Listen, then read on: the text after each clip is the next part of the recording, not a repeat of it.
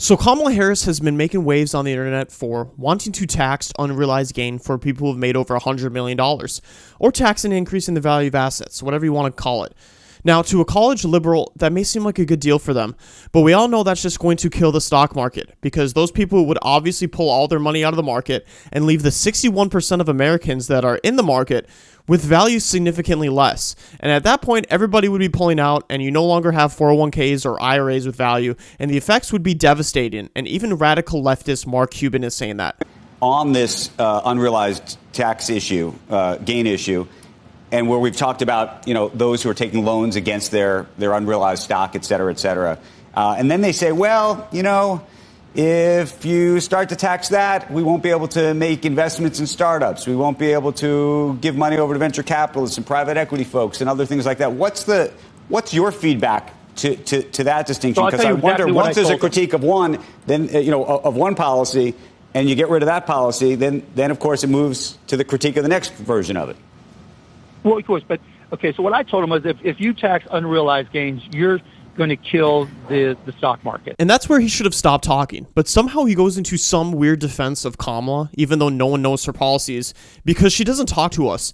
Right, and it's going to be the ultimate employment plan for private equity, because companies are not going to go public because you can get whipsawed, right? I mean, my own personal experience back from the internet days, right? All of a sudden, I was cash poor, but equity rich, right? My net worth was enormous, but the number of dollars in the bank wasn't enormous.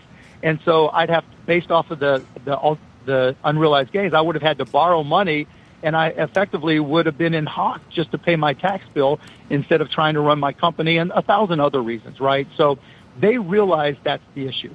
I can't repeat it enough.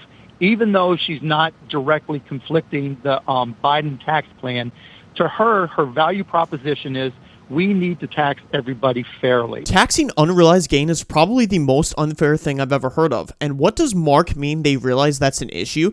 Is she going to tax unrealized gains or not? Can I hear her speak about that, please, without cackling all over the place and talking about hope? Policy, policy, policy. Where is it? They're making people vote blindly. I'm starting from the Biden plan as a starting point, but that's not necessarily her ending Mark, point. let me just say, I appreciate you calling in, telling us what you're hearing on these fronts. That's great. But as you've said yourself, you can't speak for the vice president. These are things they're telling you. Who knows what they're telling other people? My guess is they're telling anybody who's donating to them exactly what they want to hear at this point. What matters is what they say publicly and what they will stick to.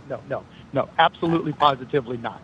Right. Let me just be very clear. I don't know. Why do you think that they're telling you the truth and not telling other people other things? No. Don't make me look bad. I want a cabinet position. Why do I have to defend her? I'm on MSDNC. Well, if they won't say it publicly, say it publicly. Tell all of us so that we can hold you to it. I get it, but you've got to get the details right. You can't just... Yeah, but we have 60 days till an election. Like, you're asking people to take a flyer. Even if it's the day before the election, right? Even if it's the day before.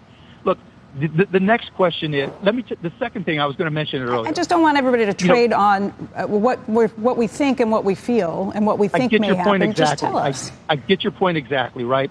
Even MSNBC is getting irritated on what they're supposed to tell their audience about Kamala. The vibes can only last you so long. And why do we have to hear about her policies from people that hear from other people, that hear from other people, that hear from other people? I guess I'll just vote for Donald Trump, because I know what I'm getting myself into.